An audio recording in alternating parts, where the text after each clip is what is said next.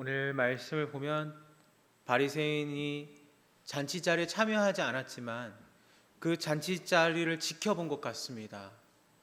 그것을 지켜보면서 비판을 하기 시작하는 거거든요. 너희가 어찌하여 세리와 죄인들과 함께 먹고 마시느냐라는 질문으로 오늘 말씀을 시작합니다. 그들이 보기에, 바리새인들이 보기에는 그 모습이 도저히 이해가 되지 않았던 것 같습니다. 예수님은 그 당시 영적인 지도자의 위치에 있었죠. 예수님이 제자들과 함께 다니시면서 제자들을 부르시고 하시면서 영적인 지도자, 그리고 주변의 많은 사람들에게 그런 위치로 불림받게 되었습니다. 그런데 바리새인들은 그렇게 생각했던 거예요. 영적인 지도자라면 알 텐데, 그것을 분명히 알고 있을 텐데, 그렇다면 죄인과는 구분되어야 할 텐데 왜 예수님이 제자들과 함께 먹고 마시고 있냐는 겁니다. 바리새인들은 이해할 수 없었던 모습이었던 것 같습니다. 거기에 대한 대답이 오늘 말씀의 31절과 32절 말씀이에요. 예수님께서 뭐라고 말씀하십니까? 건강한 자에게는 의사가 쓸데없고 병든 자에게 쓸데있다. 또 이렇게 말씀하시죠. 나는 의인을 부르러 온 것이 아니라 누구를 부르러 왔다고요? 죄인을 부르러 왔다라고 이야기합니다. 여기서 우리가 발견할 수 있는 것이 있습니다. 그것은 관점의 차이예요. 너무나 명확한 관점의 차이입니다. 바리새인들은 어떤 관점을 가지고 있었냐면 세상을 향한 관점에 대해서 이런 관점이었어요. 우리가 너무나 요즘에 자주 듣는 단어입니다. 격리라는 거예요. 격리.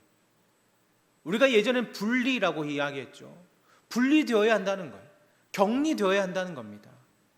더러운 것, 이런 것은 만져서도 안 되고 보아서도 안 되고 그거 근처에 가서도는 안 된다는 거예요. 그래서 스스로 격리해서 구분지어져서 분리해서 살아가야 거룩해지고 너희가 완전해진다라고 이야기합니다. 근데 예수님께서 어떤 관점으로 사람들을 대하셨는가? 바로 치유와 회복에 대한 관점으로 사람들을 대하셨다라는 사실입니다. 이 두 가지 관점에서 우리는 누구를 따르고 있습니까? 너무나 명확한 답이죠. 누굽니까? 예수 그리스도임을 믿습니다. 그 격리의 답이 아니라 치유와 회복의 관점으로 우리는 살아가야 합니다. 예수님께서 이 세상 속에서 우리를 보내실 때 우리는 주님 앞에 보냄을 받을 때 어떤 모습으로 보냄을 받았냐면 그 치유와 회복으로 사람들에게 그 하나님의 그 은혜를 끼치는 사람들로 우리는 보냄받았습니다. 격리되어서 분리되어서 살아가라고 이야기하지 않으시고 세상 가운데서 하나님의 은혜의 해를 전파하고 하나님의 말씀 함께 나누며 살라고 우리 가운데 말씀하셨습니다.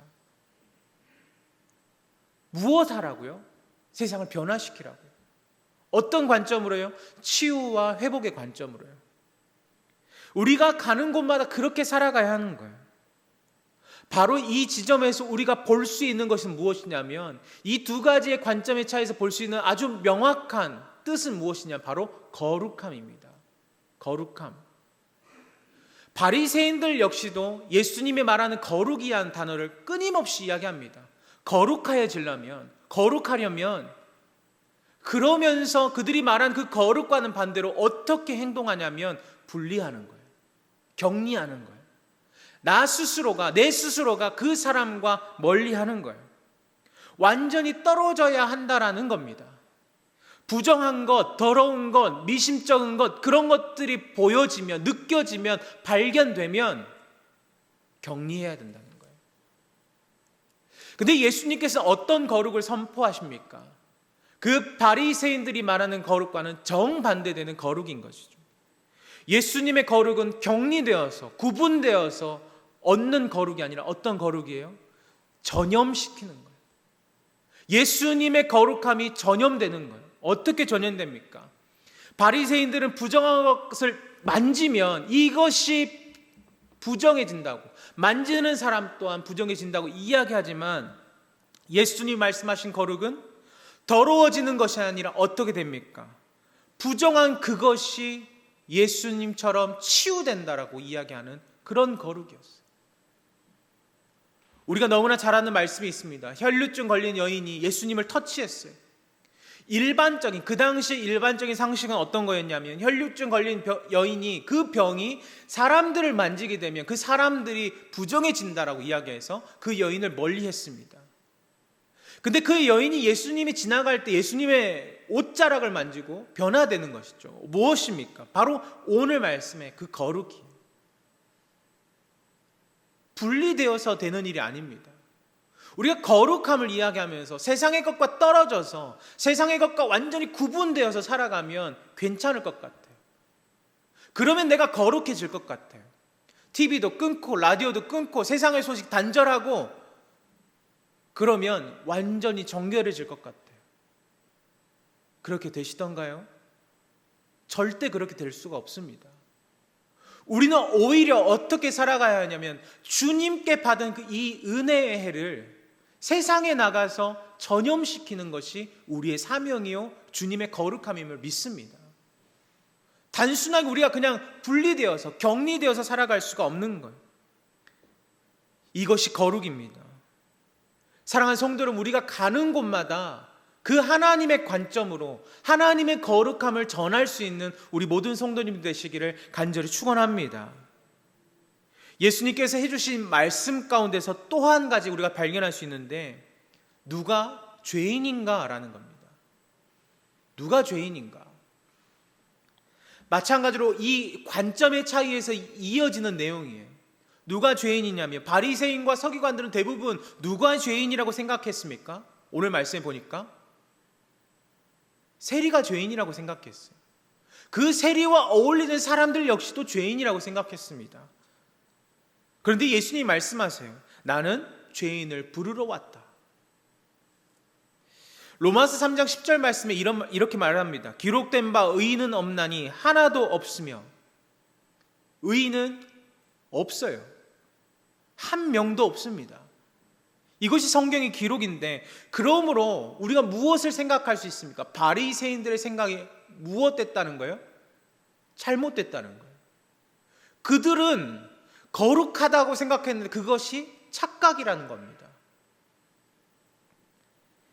바리새인들 스스로 자신들이 의인이라고 생각하면서 나는 의인이고 저기 앉아있는 저 사람 세리는 죄인이다라고 이야기했어요.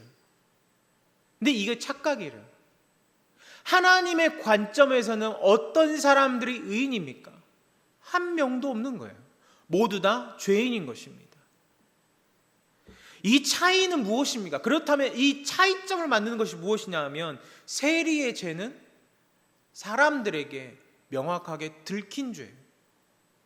사람들에게 들킨 죄, 보여지는 죄였어요. 그렇다면 바리새인들의 죄는 어떤 죄예요? 안 들킨 거예요.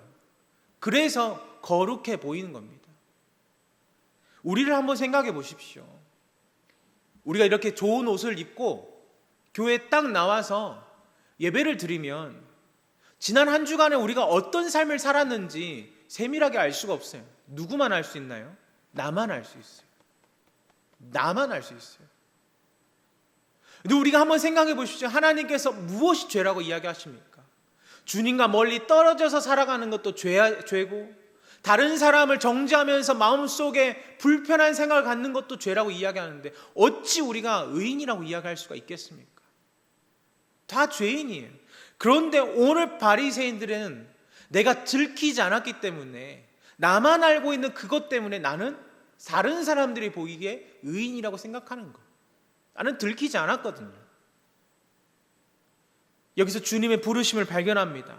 뭐라고 이야기하셨습니까? 나는 의사로서 이 땅에 왔다. 나는 의사로서 병든 자에게만 소용이 있다라고 이야기하셨는데 무슨 뜻입니까? 이게 무슨 뜻입니까? 이 말은 무엇입니까? 이 땅에는 병든 자도 있고 병들지 않는 자도 있는 것이 아니라 이 세상에는 모든 사람들이 영적인 관점에서 다 병들어 있다라고 이야기하시는 거예요. 그러기에 의사로 부름받으신 예수님이 필요하다라고 말씀하시는 것입니다. 예수님의 말은 이 땅의 모든 사람들이 다 죄인이기 때문에 이 땅의 모든 사람을 구원하기 위해서 주님께서 오셨다라는 것을 이야기하고 있는 거예요. 죄인은 세리만 해당되는 것이 아니고 명확하게 드러난 아픔과 어려움을 안고 있는 사람들이 죄인이 아니라 바리새인도 구원받아 마땅할 죄인이고, 이 땅을 살아가는 우리 역시도 매일 매 순간마다 주님 앞에 씻을 수 없는 죄를 지은 죄인이에요. 누가 필요합니까? 누가 필요합니까? 우리를 거룩하게 하신 주님이 필요한 줄 믿습니다. 문제는 무엇이냐면, 세리들은 죄인이라는 것을 스스로 알기 때문에 어떻게 하냐면 예수님이 부르시는 그 부름 앞에 어떻게 해요? 즉각적인 반응을 합니다. 우리가 아는 대표적인 세리들이 누가 있습니까? 삭개오도 그랬죠. 오늘 나타난 레위도 그러죠. 예수님 부르시니까 즉각적인 반응을 하는데, 바리새인들은 어떻게 해요?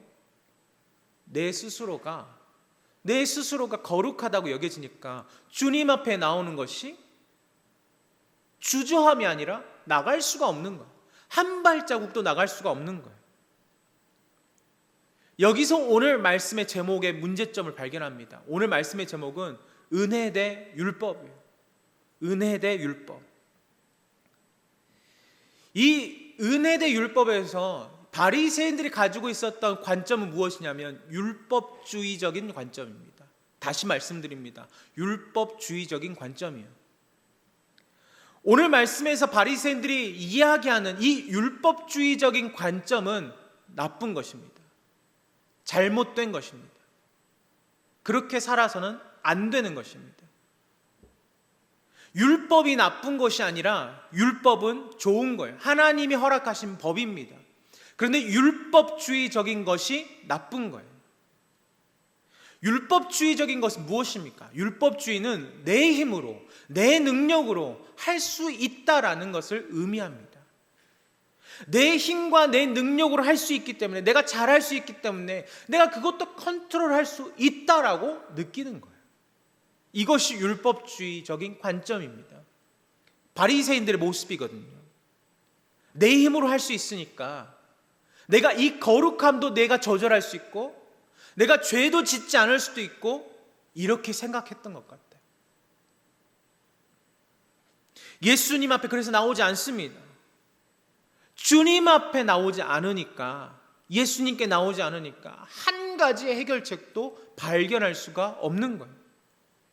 그래서 예수님께서 바리새인을 부르십니다. 율법주의로 살아가지 말고 무엇으로 살아가라고요? 은혜로 살아가라. 바로 오늘 말씀의 제목, 은혜가 중요한 것입니다. 은혜. 사랑하는 성도 여러분, 우리의 삶이 주의 은혜로 살아가는 순간 되시기를 간절히 소망합니다. 은혜가 중요합니다. 은혜란 그렇다면 무엇입니까? 율법주의적인 것과 반대되는 것이겠죠. 내 힘으로, 내 능력으로는 아무것도 되지 않는 거예요. 여러분, 우리가 삶에서 간증거리가 있을 겁니다. 제가 이번 한 주 동안도 교육자실 안에서 조윤사님 목사님과 이야기하면서 들었던 것이 한 가지 있었는데, 조윤사님이 그런 고백을 하셨어요. 김지현 조윤사님이 간증을 이야기하면서 이게 은혜입니다. 내가 상상할 수도 없는 은혜입니다. 그렇게 이야기하셨어요. 근데 그 은혜의 기초를 생각해 보면 내가 무엇을 해서가 아니에요. 내가 무언가를 기초를 잘 쌓아놨기 때문에 은혜를 누린 게 아니라, 내가 생각할 수도 없을 때, 내가 예상치도 않았던 그때 나에게 확 다가왔어요. 그리고 세상 사람들이 그게 기적이야 라고 했던 것이 생각해 보니까 은혜였다라는 거예요. 마찬가지입니다. 율법주의는 내 힘으로, 내 능력으로 살아간다고 이야기하지만, 은혜라고 하는 것은 내 힘으로 되는 것이 아닌 거예요. 하나님만을 의지할 때 가능한 일입니다. 예수님만을 의지할 때 가능한 거예요. 그렇게 할 때, 그렇게 의지하고 주님만을 의지할 때 일어나는 일이 은혜의 일입니다. 아무 이유 없이, 아무 자격 없이, 아무 조건 없이, 대가 없이 받는 것, 그것이 은혜입니다. 오늘 주님께서 우리를 그런 은혜의 자리로 초청하세요. 주일마다 부르신 부르심이 아니라 매일 매 순간마다 은혜의 자리로 우리를 부르십니다. 그 은혜의 자리는 어떤 부르심의 자리가 일어나냐면, 세리가 사도로 부름을 받는 거예요. 은혜의 자리로 나가면 어부가 사람을 낚는 사람들로 변화되는 거예요. 은혜의 자리로 나아가면 예수님을 잡으러 갔던 그 사도가 예수님을 증거하는 사람들로 변화되는 거예요. 마찬가지로 이 땅을 살아가는 우리에게 은혜가 전달되어지면 세상에서 영향력이라고는 조금도 없을 것 같은 우리가 하나님의 복음을 전할 수 있는 힘이 생긴다라는 것입니다. 율법주의적으로 세상을 바라보면 어떻습니까? 아무것도 되지 않는 거예요. 제 어렸을 때 고백을 한 가지 해보냐면, 제 어렸을 때 할머니께서 신앙이 아주 동독하셨습니다. 정말 무서울 정도로 신앙을 가지고 계셨어요.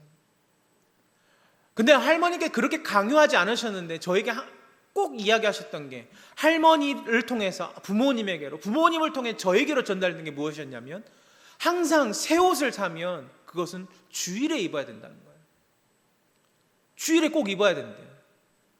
한번 여러분 이것에 대한 질문을 던져보겠습니다. 이게 율법주의적입니까? 아닙니까? 지금 제가 말씀을 준비하면서 생각해 보았을 때 율법주의적이 아니었던 것 같아요. 그것은 이후에 말씀을 보면, 말씀을 나눌 때 우리가 쉽게 알 수 있습니다. 할머니께서 저에게 강조하셨던 것은 하나님께 바칠 수 있는 마음을 가지라는 거였어요. 네가 일요일 날 입는 게 더 좋아, 주일날. 그게 복 받는 거야. 예전에 그렇게 말씀하셨거든요. 정말 고통스러운 게 뭐였냐면, 토요일 날 옷 사주면 그래 내일 입으니까 괜찮았어. 근데 월요일 날 옷 사주면 미치는 거예요. 그거 걸어놓고 보고, 새신 사주면 그거 놓고 마치 제사 드리듯이 이렇게 보면서 하는 거죠. 왜 이게 율법주의적이지 않는 것인지 그 다음에 나옵니다. 우리 33절 말씀 같이 한번 읽어볼까요? 33절 말씀입니다. 함께 읽겠습니다. 시작. 그들이 예수께 금식하며 기도하고, 바리새인의 제자들도 또한 그리하되 당신의 제자들은 먹고 마시나이다. 아멘. 이게 바로 문제점이거든요. 왜 제가 그 앞서 말씀드린 새 옷을 입고 안 입고의 문제를 이야기했냐면 바로 이것에 대한 이야기입니다. 바리새인들이 계속해서 그 어떤 사건에 대한 문제를 접근할 때 어떻게 접근하냐면 율법주의적으로 접근합니다. 오늘 말씀에 보니까 금식을 놓고도 이렇게 판단하는 거예요. 여러분 생각해 보십시오. 금식이 나쁜 걸까요? 나쁘지 않은 걸까요? 금식 자체는 나쁜 게 아닙니다. 그렇죠? 저희 할머니는, 제가 할머니를 보면서 돌아가실 그때까지 아침을 금식하고 오직 한 끼만 드셨거든요. 나쁜 걸까요? 아니에요. 금식 자체는 나쁜 게 아닙니다. 그런데 오늘 말씀 보니까 금식을 자랑하면 나쁜 것이 됩니다. 이게 율법주의적인 거거든요. 그 안에는 무엇이 담겨져 있냐면, 내 힘과 내 능력으로는 신앙생활을 할 수 있다, 내가 이것을 컨트롤할 수 있다라는 것이 담겨져 있는 거예요. 이게 율법주의적인 관점입니다. 내가 율법주의적인 관점을 가지고 있으면 내 힘으로 무언가를 할 수 있어요. 그래서 다른 사람들을 바라볼 때 어떤 시선으로 바라보는 거예요? 정죄하는 거예요. 아니, 이 사람들은 금식하는데 당신의 제자들은 왜 금식하지 않습니까? 아니, 요한의 제자들은 금식하는데 내 제자들도 금식하는데 왜 당신의 제자들은 금식하지 않습니까? 이게 문제라는 거예요. 어떤 옷을 놓고 이걸 주일에 입어라 말아가 문제가 아니에요. 왜요? 그것은 다른 사람을 정죄하는 문제가 아니거든요. 나의 신앙의 문제예요. 너가 그렇게 살아가길 원한다면 그 옷까지도 하나님께 드릴 수 있는 마음을 가지라. 이것이 우리 할머니 세대부터 이어져 온 우리 한국 안에 있는 신앙의 모습이었습니다. 근데 오늘 바리새인들은 뭐라고 하냐면 금식 하나를 놓고 이 정결한 의식을 하나를 가지고 정죄하기 시작하는 거예요. 이게 율법주의적인 관점입니다. 그래서 예수님께서 말씀하십니다. 34절에 39절 말씀에 혼인잔치의 비유를 들면서 여러 가지 이야기를 하시죠. 먼저 혼인잔치의 비유를 이야기하십니다. 예수님께서 구원자로 이 땅에 오실 때 어떻게 오셨냐면 혼인잔치가 시작됐다라고 이야기합니다. 예수님이 제자들과 함께 있는 동안은 잔치인데 어떻게 금식할 수 있겠느냐라고 이야기하는 거예요. 그러나 신랑을 뺏긴 날이 올 것이다. 바로 그때가 언제냐면 예수님께서 십자가에 못 박히신 날인데 그날이 되면 금식할 것이다 라고 이야기하십니다. 율법주의가 끝나고 예수님을 통해서 시작된 은혜의 시대가 시작되면, 하나님의 능력으로 살아가는 시대가 되면 놀라운 영적인 변화가 나타날 것이다 라는 것을 비유를 통해서 말씀해 주십니다. 그리고 또 한 가지를 이야기하시죠. 옷과 포도주에 대한 내용입니다. 이걸 우리가 너무나 잘 알고 있어요. 낡은 옷을 사서, 새 옷을 샀을 때 낡은 옷을 잘라다가 새 옷에 붙일 수가 없고, 새 포도주를 낡은 가죽 부대에 넣을 수가 없다라고 이야기합니다. 무엇을 뜻하는 겁니까? 이것이 오늘 말씀하고 있는 영적인 비유인거든요. 낡은 옷은 무엇이냐면 율법주의입니다. 새 옷은 예수님으로부터 시작하는 은혜의 시대예요. 포도주를 보면 낡은 가죽 부대는 율법주의고, 새로운 가죽 부대는 새로운 시대를 맞이하는 누구입니까? 바로 우리를 이야기해요. 그렇다면 포도주가 부어지는 것이 무엇입니까? 그것이 바로 은혜입니다. 여러분 이해하시겠습니까?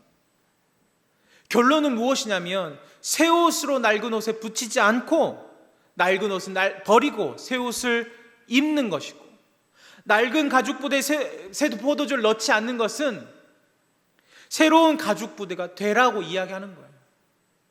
새로운 가죽 부대가 되어진다면 새로운 포도주가 부어질 것이다 라는 것을 이야기합니다. 부르심을 이야기하고 있는 거예요. 새 옷을 입고 새로운 가죽 부대가 되라. 율법주의에서 벗어나서, 다른 사람들을 정죄하는 그 율법주의에서 벗어나서 하나님의 은혜의 해를 선포하라.